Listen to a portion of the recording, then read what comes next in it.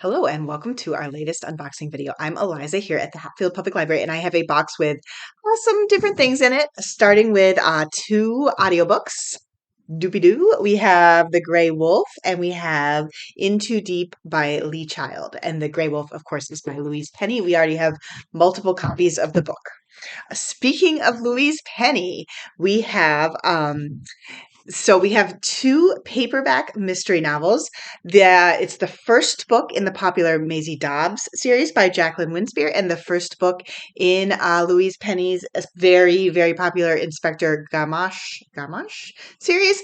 And the reason we're getting these, even though they were published many years ago, is that we are so often recommending these series to patrons looking for mystery novels that we thought it'd be really nice to just have accessible paperback copies of the first book in the series to hand to people.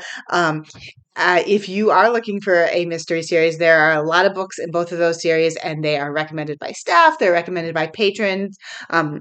Very, very popular. So let's see. A novel by Michael Ponsor, Point of Order. I think Michael Ponsor is local. I think he lives someplace nearby here. He's had, I think, I'm not sure if this is a series. It's not his first novel. I think the first one was called The Hanging Judge. And this one, Judge David Norcross enters dangerous terrain when a favor to a colleague lands him a 50-year-old homicide case. So that's I like that because you get a lot of like police detective FBI type people, but it's kind of cool that he's doing the judge's perspective and that he was a judge. We have a new Freida McFadden, the very, very popular Freida McFadden, The Perfect Son. All families have secrets, but some secrets are deadly. We have this book, I Who Have Never Known Men by Jacqueline Harpman, translated by Roz Schwartz. So it's from a different country originally. I feel like this is one of these stealthy books that people, translated from French. People like, it wasn't really on our radar. Yeah, it was originally written in 1995, but suddenly it's gotten very popular. It's about 39 women who live underground in a cave, and then a 40th a prisoner, and she's the key to the others' escape.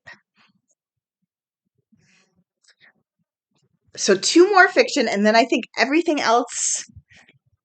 Three more fiction. Everything else in this box is nonfiction. We have Society of Lies by Lauren Ling Brown. Maya has returned to Princeton for her college reunion. She's looking forward to seeing old faces. She's also attending her little sister's graduation. Oh my gosh, but then it turns out that her little sister is dead and she suspects foul play. Ugh, that sounds rough. Dean Koontz, The Forest of Lost Souls. There he is on the back with his golden retriever. So this seems like it sounds like there's a romantic element and a mystery element. It sounds like maybe there are also some supernatural elements. Sometimes Dean Koontz has that. I think I don't know. I don't read enough of them, but I know that sometimes at least he has supernatural elements. And then we have Tami Hoag, A Bad Liar. Small town labels are hard to shake. So there's a murder victim.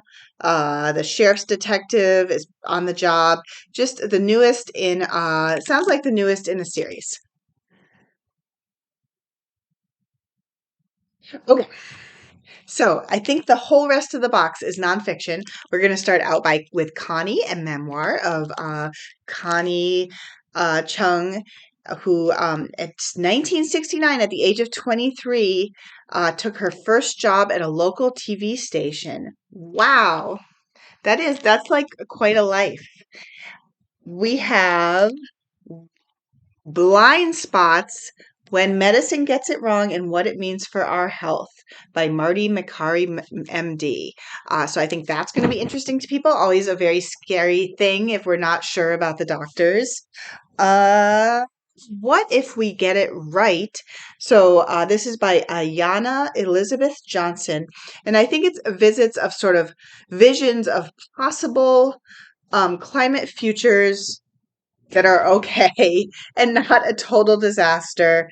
And it sounds like it looks like it's written, at least parts of it are written conversationally, like kind of like an interview. So that seems interesting. I like that idea of a back and forth. And it's interviews with different people. So we have the new Bill O'Reilly, Confronting the President. No spin assessments from Washington to Biden. He's written a lot of popular nonfiction. We have John Grisham, Framed, Astonishing True Stories of Wrongful Convictions. And this is co-written with Jim McCloskey. We have a new book by Hillary Rodham Clinton, Something Lost, Something Gained. Oh, wonderful cover photo.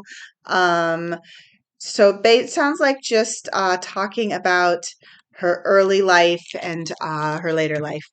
She's done a lot of stuff. Lucky Loser. How Donald Trump squandered his father's fortune and created the illusion of his success by Russ Buettner and Susan Craig. We have Unfreedom by Timothy Snyder, who wrote On Tyranny. Oh, okay. I do remember when that came out. So a leading interpreter of our dark times, historian.